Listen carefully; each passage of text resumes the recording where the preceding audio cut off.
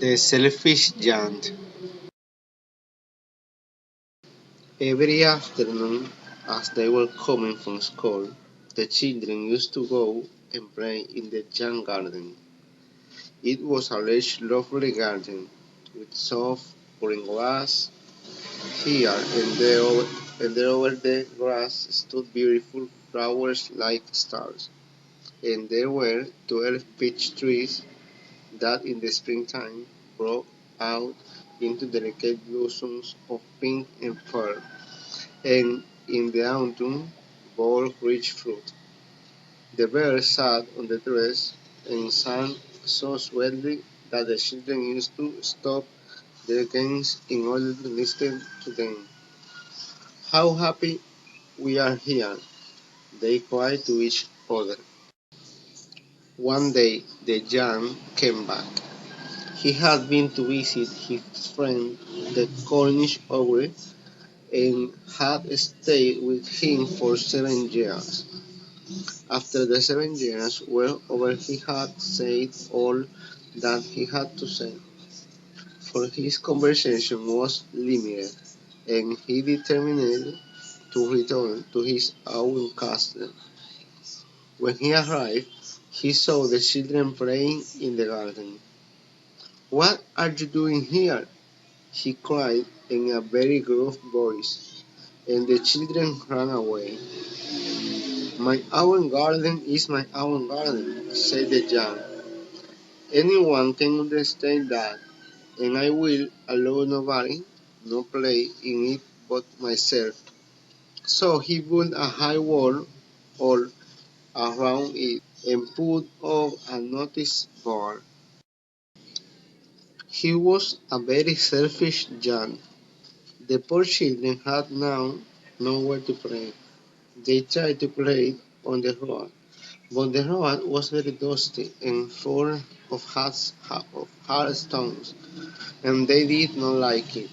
They used to wander round the high wall when the lessons were over and talk about the beautiful garden inside. How happy we were there, they said to each other. Then the spring came, and all over the country there were little blossoms and little birds. Only in the garden of the selfish young it was still winter. The birds did not care to sing in it as there were no children, and the trees forgot to blossom. Once a beautiful flower put its head out from the grass, but when it saw the notice board, it was so sorry for the children that it slipped back into the ground again, and went off to sleep. The only people who were pleased were the snow and the frost. "Spring has forgotten this garden," they cried, "so we will live here all the year round." The snow covered up the grass with her great white cloth, and the frost painted all the trees silver. Then they invited North Wind to stay with them, and he came. He was white in force, and he rode all day about the garden, and blew the chimney pots down. "This is a delightful spot," he said. "We must ask them hire on a visit." So the hire came every day for 3 hours. He rattled on the roof of the castle till he broke most of the slates, and then he ran round and round the garden as fast as he could go. He was dressed in grey, and his breath was like ice. "I cannot understand why the spring is so late in coming," said the selfish giant, as he sat at the window and looked out at his cold white garden. "I hope there will be a change in the weather." But the spring never came, not nor the summer, The autumn gave golden fruit to every garden, but to the young's garden she had none. He is too selfish, she said. So it was always winter there, and the north wind, and the hail, and the frost, and the snow danced about through the trees. One morning the young was lying awake in bed when he heard some lovely music. It sounded so sweet to his ears that he thought it must be the king's musician passing by. It was really only a little lightning singing outside his window, but it was so long since he had heard a bird sing in his garden that it seemed to him to be the most beautiful music in the world. Then the hair stopped dancing over his head, and the north wind ceased running, and a delicious perfume came to him through the open casement. I believe the spring has come at last, said the child, and he jumped out of bed and looked out. What did he see?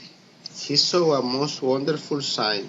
Through a little hole in the wall the children had crept in, and they were sitting in the branches of the trees. In every tree that he could see there was a little child, and the trees were so glad to have the children back again that they had covered themselves with blossom, and were waving their arms gently above the children's heads. The birds were flying about and twittering with delight, and the flowers were looking up through the green grass and laughing. It was a lovely scene. Only in one corner it was still winter.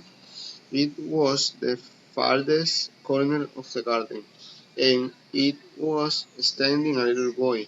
He was so small that he could not reach up the branches of the tree, and he was wandering all around it, crying bitterly. The poor tree was still quite covered with frozen snow, and the north wind was blowing and roaring above him. Climb up, little boy, said the tree, and it bent its branches down as low as its cold. But the boy was 39, and the young's hair melted as he looked out. How selfish I have been, he said. Now I know why the spring would not come here. I will put that poor little boy on the top of the tree, and then I will knock down the wall, and my garden shall be the children's playground forever and ever. He was really very sorry for what he had done. So he crept downstairs and opened the front door quite softly and went out into the garden. But when the children saw him, they were so frightened that they all ran away, and the garden became winter again. Only the little boy did not run, for his eyes were so full of tears that he did not see the giant coming. And the giant stole up behind him and took him gently in his hand and put him up into the tree. And the tree broke at once into blossom, and the birds came and sang on it. And the little boy stretched out his two arms and flung them round the giant's neck and kissed him. And the other children, when they saw that the giant was not wicked any longer, came running back. And with them came the spring. It is your garden now, little children, said the giant, and he took a great axe and knocked down the wall. And when the people were going to market at 12 o'clock, they found the giant playing with the children in the most beautiful garden they had ever seen. All day long they played, and in the evening they came to the giant to bid him goodbye. But where is your little companion? He said. The boy I put into the tree.